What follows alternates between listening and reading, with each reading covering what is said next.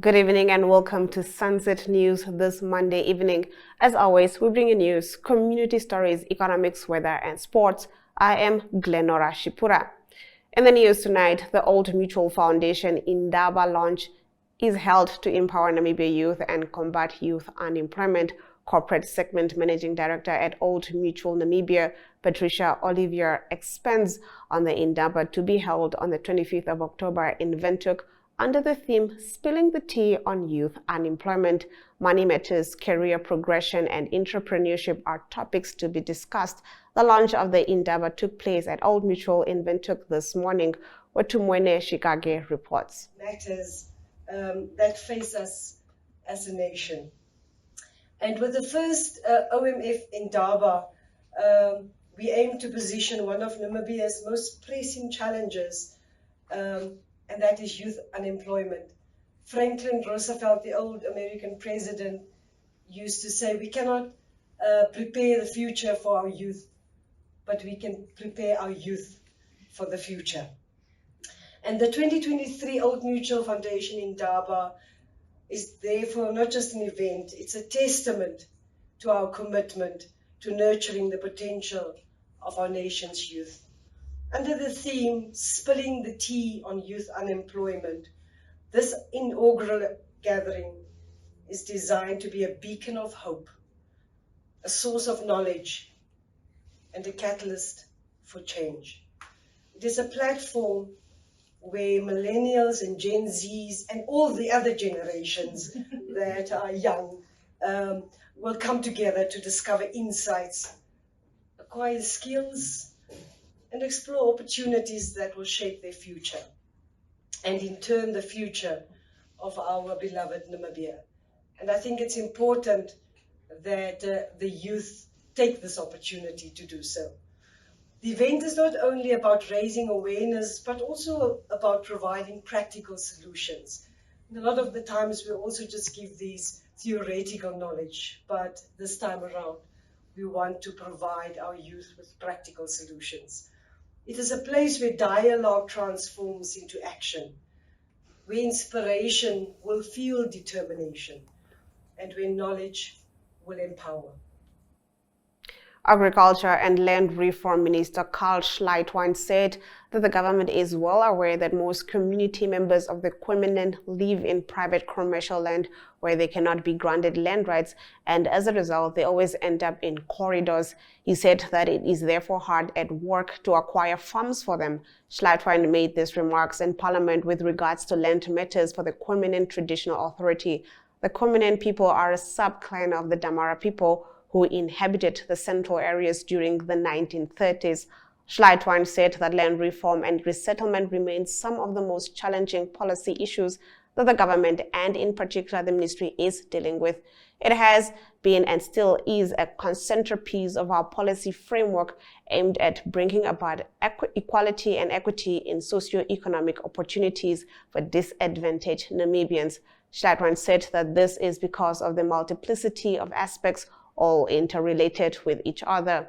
According to him, this includes the need to restore dignity, a decent livelihood, the ability to live out cultural and traditional aspects in communal areas to address injustice committed by colonizers of the past, and resultant landlessness. Now moving on, the Namibia Statistics Agency says it tried by all means to ensure equitable employment opportunities among Namibia's 121 constituencies, and says while the concerns of individuals in certain constituencies are noted, there are only a limited number of job openings. Appearing in the evening review, NSA spokesperson Ipumbu Sakaria Ipumbu said the recruitment process had deliberately been made inclusive and extensive. This follows recent complaints in the Windhoek Rural, Katima Mulilo Rural, Tsumkwe, and Tsinsebes over the exclusion of inhabitants from those areas who were not employed to conduct the census. According to Sakaria, the agency was intent on ensuring that all constituencies had inhabitants who were employed by the agency. In some instances, for example in Tsumkwe, there were many that speak the vernacular but did not meet the requirements to make it. He added, Despite the overwhelming interest in the positions advertised, there was a limited number of people the NSA could realistically employ, Zakaria explained. Now, the Motor Vehicle Accident Fund CEO Rosalia Martins-Hausiku on Friday said the fund is ready for the busiest and bloodiest months leading up to December. Martins-Hausiku said this during a media information engagement where she highlighted the fund's aggression towards safety on the roads. She said that it still looks like we're going to end the year with a decline in crashes and fatalities because we are now past the notorious months June, July, and August because of the trade fairs and the Heroes' Day celebrations. Those are quite notorious for us, but now it's going to quiet down a bit, and then in December during the festive season it rises again.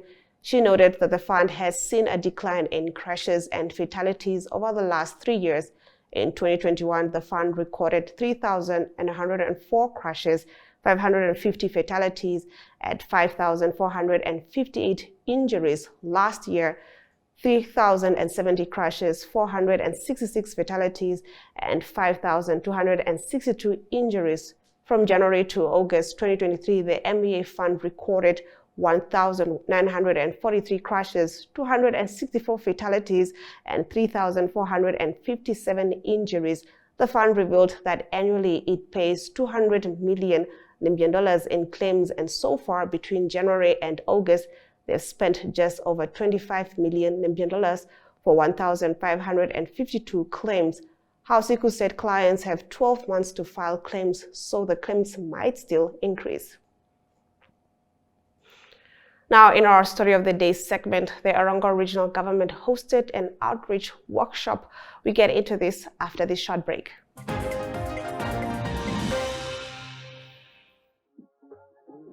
We are so excited to be kickstarting your morning with entertainment. Everything was happening during this past weekend. Yes. Exciting news. Wow, no, she was killing it already. In my opinion, I don't see anything wrong with him serving the full term.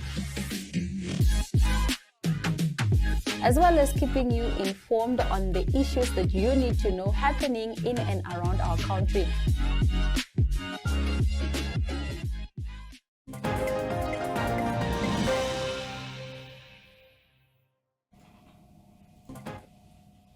Now, the Erongo Regional Government hosted an outreach workshop. The workshop took place at the Mondesa Multi-Purpose Center in Swakopmund today. The scholarship has been designed to mainly target graduates and those interested in advancing in vocational education and training in the field of green hydrogen.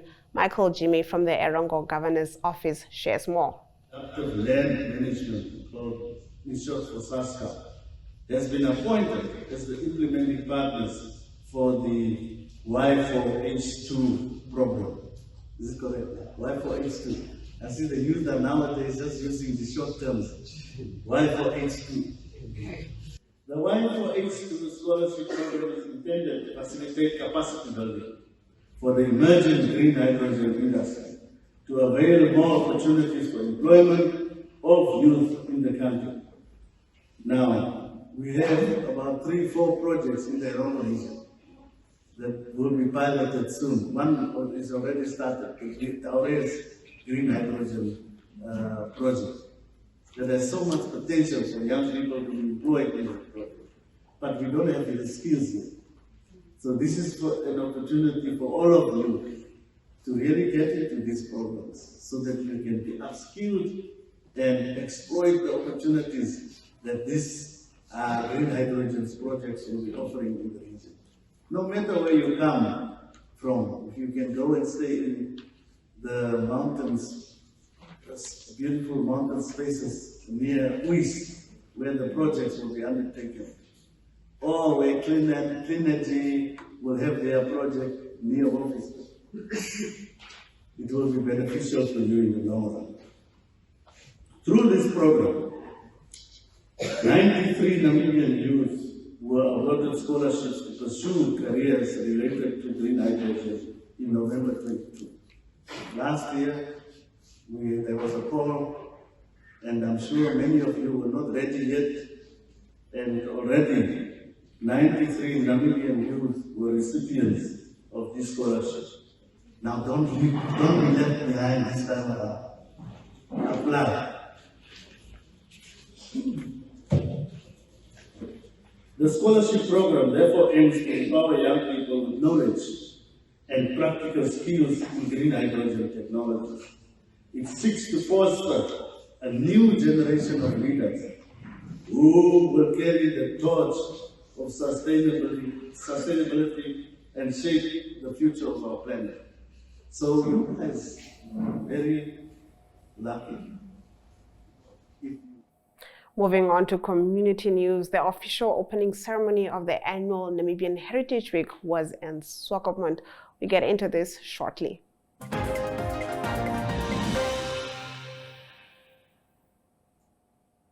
Now, the official opening ceremony of the annual Namibian Heritage Week was hosted at the Amphitheatre in Swakopmund today. The week will be celebrated under the theme Heritage and Culture, a rock-solid foundation. It encourages all Namibians to celebrate and commit to protecting our excellent natural and cultural resources. The aim is that every Namibian can participate in some way to celebrate our cultural and natural heritage. Through this celebration, we can deepen our understanding and appreciation of their struggles, traditions, and contributions to the development of our nation, says Erongo Region Governor Neville Andre. Precious Gitwanapo reports. Languages and beliefs. It is this mosaic that has shaped us into a unique nation with a vibrant tapestry woven by the hands of countless individuals. During this week, we have the opportunity to explore and engage with rich legacy of those who have walked these lands before us from different cultures that have contributed to our history. Through this celebration, we can deepen our understanding and appreciation of their struggles, traditions, and contribution to the development of our nation. But let us not limit ourselves to recognize our cultural heritage alone. Namibia's natural heritage is also of utmost importance. Our breathtaking landscapes, diverse ecosystem, and abundant wildlife are a testament to the beauty and resilience of our land. We must not take these gifts for granted, but rather strive to be responsible custodians of this natural heritage and ensuring its preservation for future generations. In the spirit of this celebration, I urge all of us to embrace our shared heritage with open hearts and open minds. Let us use this week as an opportunity to engage in meaningful conversation, to learn from one another, and to celebrate our differences as it makes us united stronger. By doing so, we can foster a sense of inclusivity, harmony, and pride of our shared heritage. I would therefore like to express my gratitude to the organizers, participants, and volunteers who have worked tirelessly to make this heritage a reality. Your dedication and passion have made it possible for us to come together and commemorate our collective past. Let us applaud their efforts and show our appreciation for their commitment to preserving and promoting our heritage. Let us please give them a round of applause. Now, according to Economic News, a sustainable food supply chain is crucial. We get into this after the break.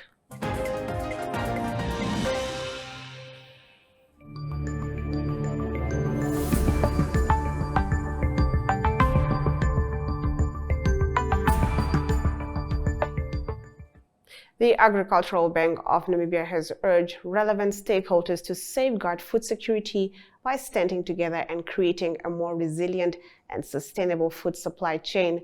With the already strained consumer and high agriculture production costs, higher fuel prices will exacerbate the pressure. The food and non-alcoholic beverage category was the main driver of the 4.7% inflation rate recorded in August. The category carries the second largest weight of 16.45% in the Namibia Statistics Agency consumer basket. Let's take a look at our financial indicators.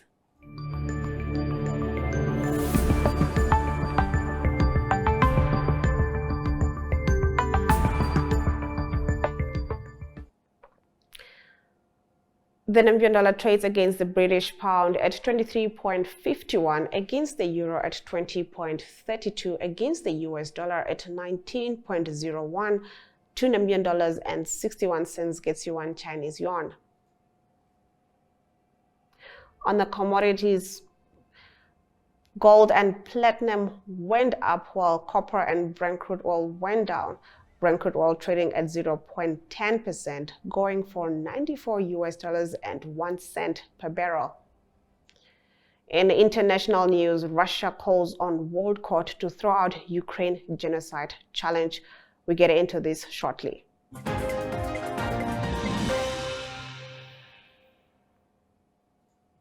Now, Russia has called on the UN's highest court in The Hague earlier today to throw out what it said was a hopelessly flawed case, challenging Moscow's argument that its invasion of Ukraine was carried out to prevent genocide.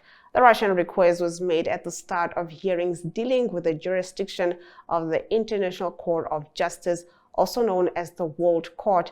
Moscow says Ukraine was using the case as a roundabout way to get a ruling on the overall legality of Russia's military action. Now, experts say a ruling in Kyiv's favor would not stop the war, but could impact future reparation payments. Ukraine brought the case days after the Russian invasion on February 24 last year.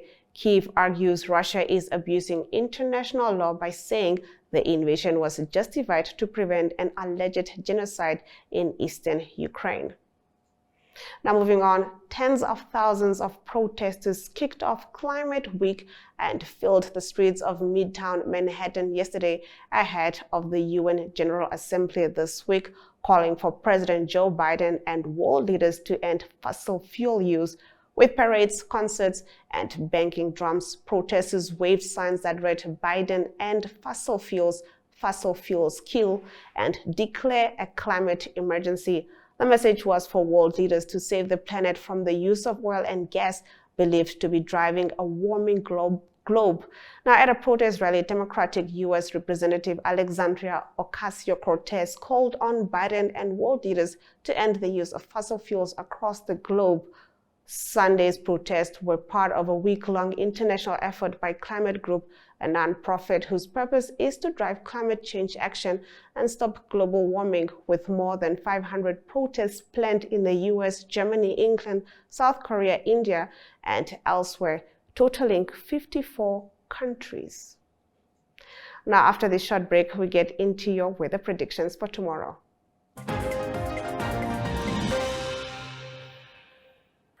Katimamulilo can expect a minimum temperature of 18 degrees with a maximum temperature of 38 degrees, while Oshakati can expect a minimum temperature of 17 degrees with a maximum of 36 degrees. Henties Bay can expect a minimum of 11 degrees Celsius with a maximum of 18 degrees Celsius, while Rehoboth can expect mainly sunny weather with a minimum of 13 degrees Celsius and a maximum of 31 degrees Celsius. We'll now head over to the sports desk, proudly brought to you by Sports Rep, right after this short break.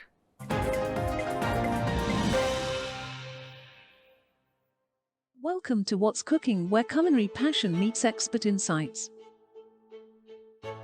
Somebody must really want to cook and want to cook good food.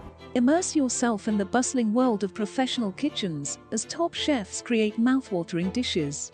Join us for in-depth interviews as our host explores the experiences and expertise of our guest chefs. Don't miss out. Tune in to What's Cooking on NTV every Friday at 2100 hours and let the culinary adventure begin.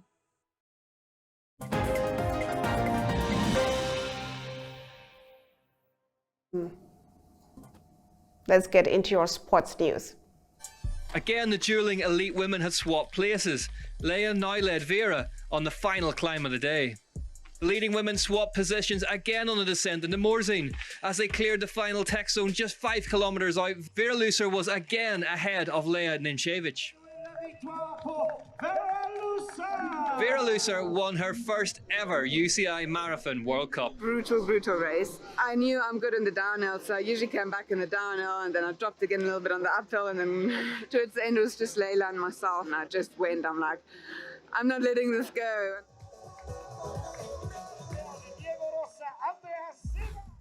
Here then is confirmation of the results. Lucer takes the win ahead of Limshevich and Lucio Swab, with Yanis and Sosna rounding out the top 5. Well, Vera Lucer is definitely making all Namibians very proud. We'll be right back with your highlights right after this short break.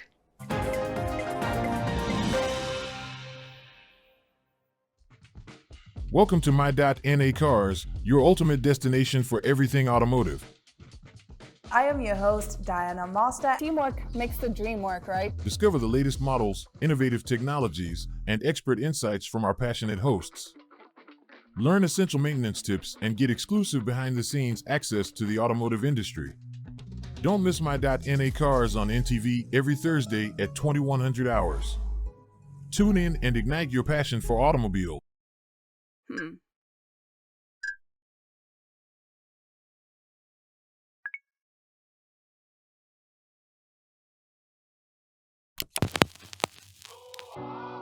eTicket, your online ticket solution for events and event marketing, bringing you ease of mind and making sure that your event gets out there.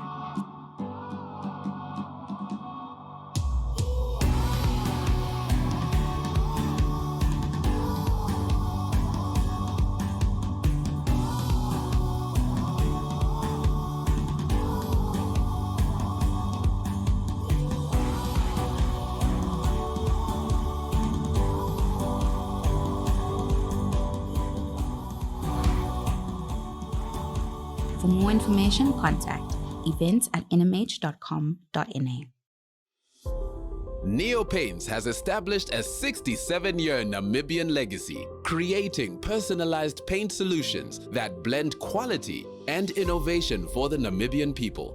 We pride ourselves in being a 100% Namibian-owned company, investing in our country and our people by employing and empowering true Namibians. With every brushstroke, Neopaints commits to our quality guarantee and always delivering a coat of excellence. At Neopaints, we always stay true to our country. We are as Namibian as you.